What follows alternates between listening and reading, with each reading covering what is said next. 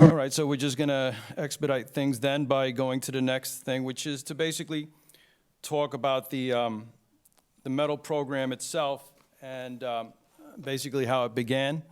You know, transit workers from 2001 on into the early 2000s were, you know, they understood to what kind of a presence they had at Ground Zero, what it was they had done while they were down there, and how clearly they were part of they were the spearhead of the effort to not just recover, in other words, the term rescue and recovery, the transit workers were all about the rescue, because what is not understood by almost everybody you speak to these days is that the transit workers went down there immediately because the towers fell onto New York City Transit Authority assets.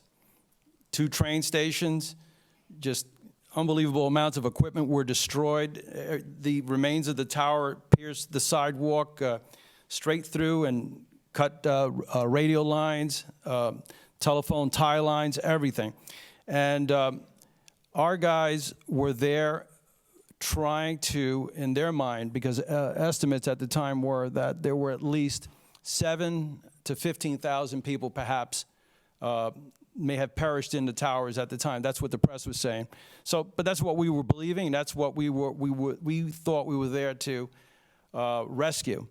And within the first week or two, our forces were withdrawn from the World Trade Center area as clearly as we were about maybe 6-7 days in, and quite frankly, there was a presumption that there was no one left to rescue. And then at that point, the Transit Authority started breaking down the command center, which was on Church Street. We have pictures of that. That's trailers that stretched about maybe 5-6 blocks along Church Avenue. And, you know, in the years that followed, all we ever got to see were videos and that were essentially of things that occurred long after those first 2 weeks, in which people could be observed removing debris, and at the end of the day, just helping to, let's face it, retrieve the remains of people long since presumed dead. But again, our guys were there to rescue people. We believed while we were down here that we were always on the verge of finding somebody down there. And that's something that a lot of people just don't know. For me personally, what broke the camel's back was that sometime in the early 2000s, I was in a conversation with a family member. He's my cousin's husband. He's a fellow who was a high-level law enforcement officer in New York City. Teaches at the FBI Academy. He's the senior partner of perhaps the most prominent private investigative firm in the country. And so he prides himself in being a really good detective. And one day we were talking about 9/11 and the involvement of my coworkers, our union. And this is a guy who lives and breathes law enforcement. He's hanging out with these guys all the time. And when I told him what it was I knew, he said, well, he was like he's from the show me state. He said, I don't buy it. I said, oh, really, don't you? Okay. So I got back to Union Hall one day, and I had a conversation with my old friend right up there, Kevin McCauley. He's a retired union officer.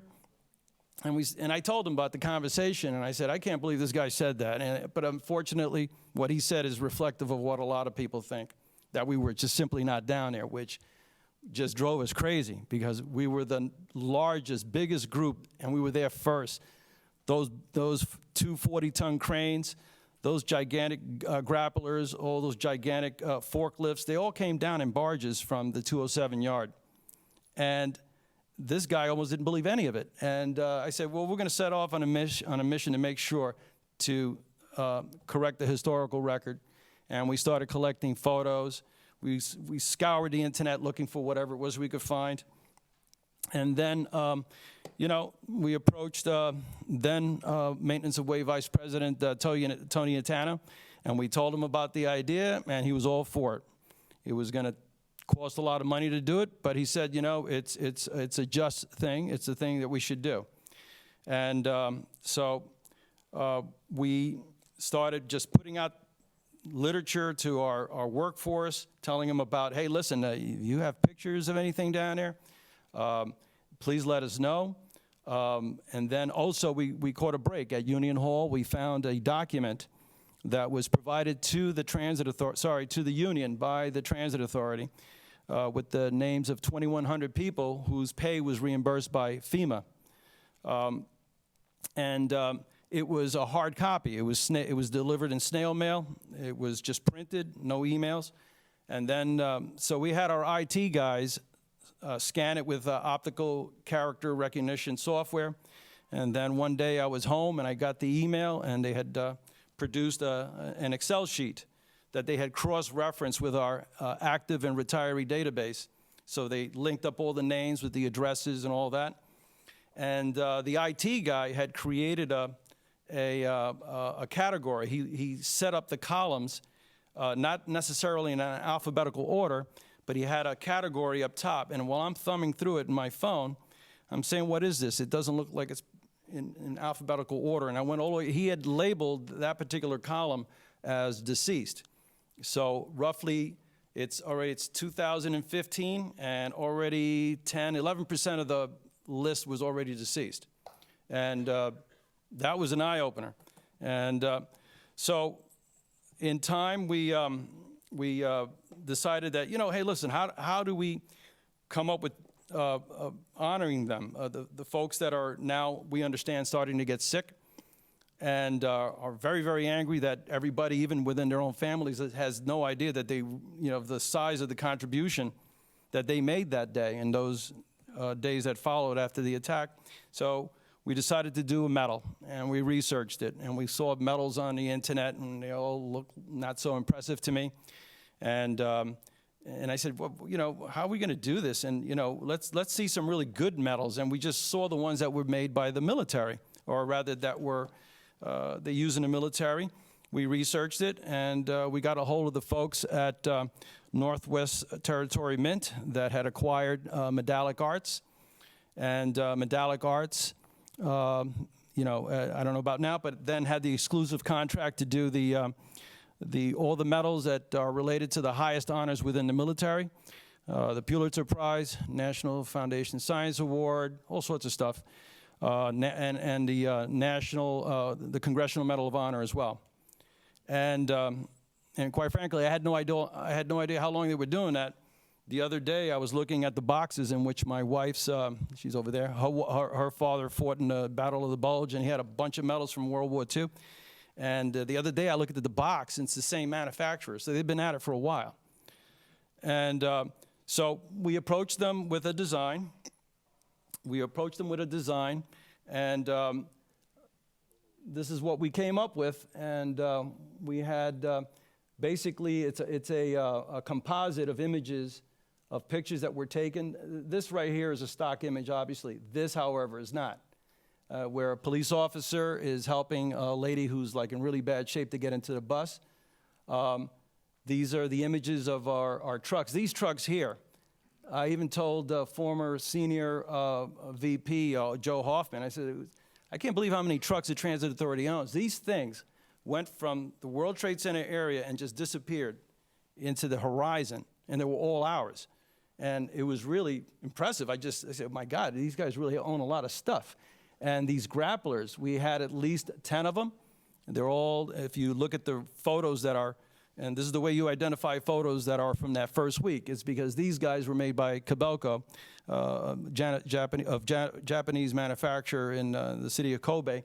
If you see those in pictures, they're ours.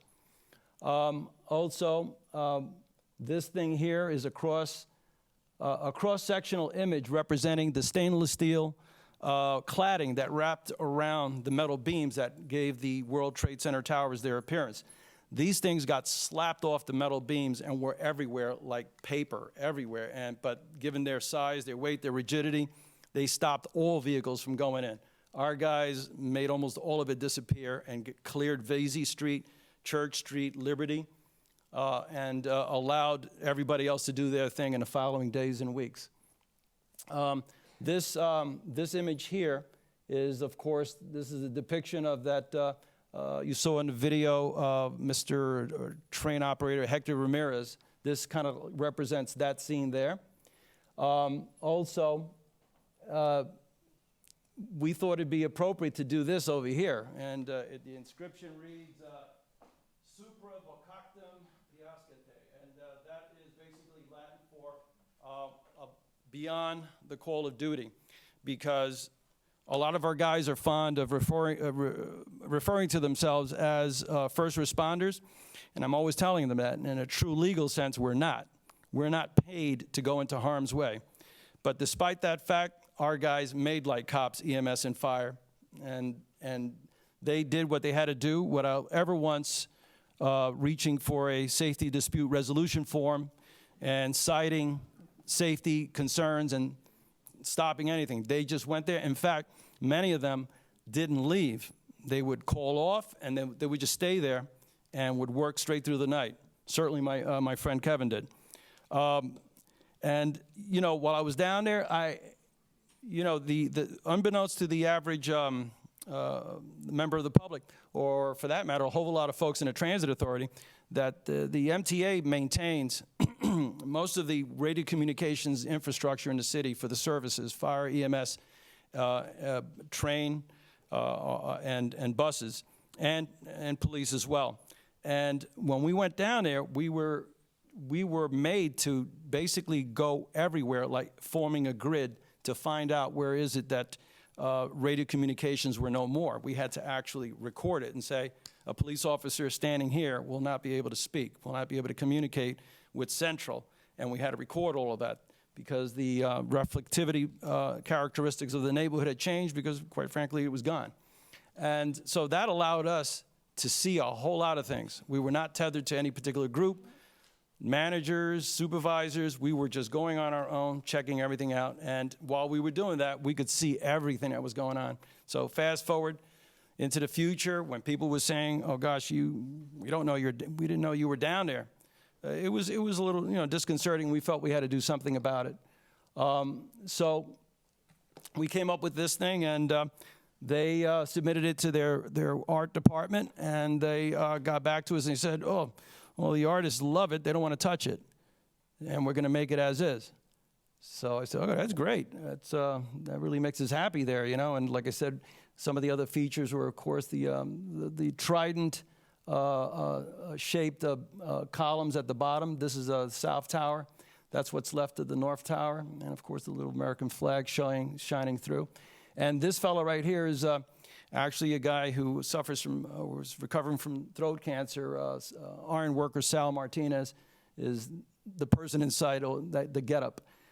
All right, so that basically describes the medal, and this medal is awarded to any of our members who have been compensated by the Victims' Compensation Fund.